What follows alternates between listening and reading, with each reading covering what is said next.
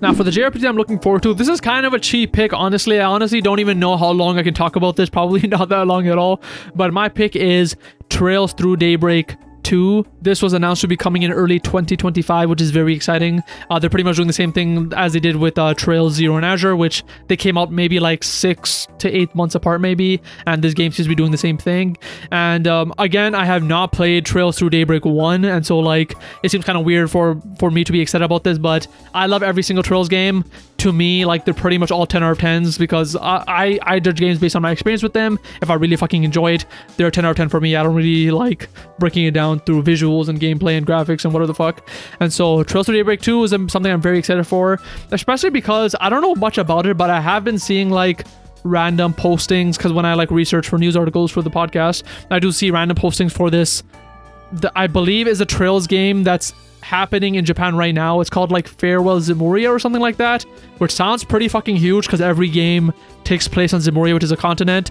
And so I think that Daybreak is the last game series that takes place before that, I'm assuming. And so the fact that I know that possibly, I feel like Trails to Daybreak is pretty important. And honestly, I just want to see this new cast of characters, see how much I like them, and see if past characters do end up coming into the series and how they kind of interact and meld with each other, because I kind of love that about the Trails games, where you have these pockets of different games. You have the Zero series, you have the Cold Steel series, the Sky series, but at the same time you have a through line going through all of them, and so you kind of get to see these characters interact with each other too. And my favorite part about all of it is time does move, and so like the characters from Trails in the Sky, you do see them in the future, but they're like a lot older. They used to be like maybe, I don't know, 16 in the original games maybe, and then in the future games they're like 22 or something. And so you get to see these characters grow up and interact with each other, and it's a very interesting thing to see. And the fact that I just recently experienced this with the Zero and Azure series in the last couple of years, and now I'm going to be able to experience it again with the cast in Daybreak, is very exciting to me. And so I'm very happy that Daybreak 2 is coming out so soon. And honestly, I may time my Daybreak playthrough so I can pretty much go seamlessly into Daybreak 2 when that happens. But yes, Daybreak 2 is a game that I am very excited about. I will say my only hesitancy about it, I think, is based on my playthrough of Reverie. Now, like I mentioned, every Trails game I pretty much love. It just feels like it's made for me. And while I do have like little things that I don't like about them here and there, like for example, the dungeons in Trails can sometimes get a bit long for me, but they're not really that bad. It's just something that like I think are the weaker parts of the games.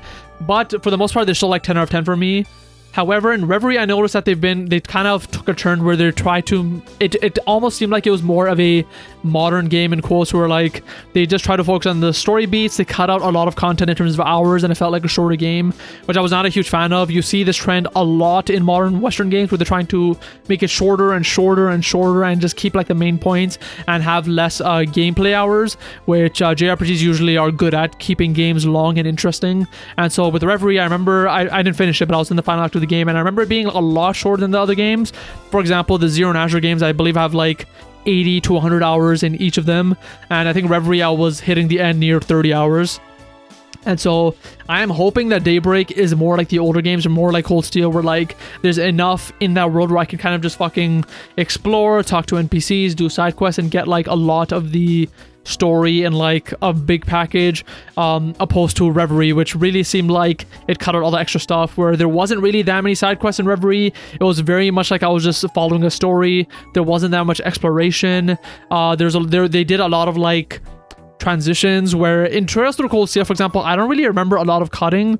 You pretty much feel like you're kind of following the story of a character from A to B to C to D, where in Reverie I did notice a lot of points where like they would cut to black, it would say like a text interlude, and then it would cut away to like a day later or something, which I never really saw before, because in the past games they would usually play that section out, but in Reverie they weren't doing that. And I kind of get why, pretty much based on how the story of Reverie is. It is a lot more important, and there's not that much flexibility based on what's happening in the story. But at the same time, I'm hoping Daybreak is a lot like Cold Steel, for example. I honestly want it to be just like Cold Steel, but like more newer and fresher. So we'll see how it is. I haven't played it at all. I literally know nothing about it. I've watched no trailers. I've watched no reviews. For all I know, it could be hated. I'm not sure. But it is something I'm very excited about. And because I'm excited for Daybreak, I'm automatically excited for Daybreak 2. But yeah, that's why that is a JRPG that I'm looking forward to.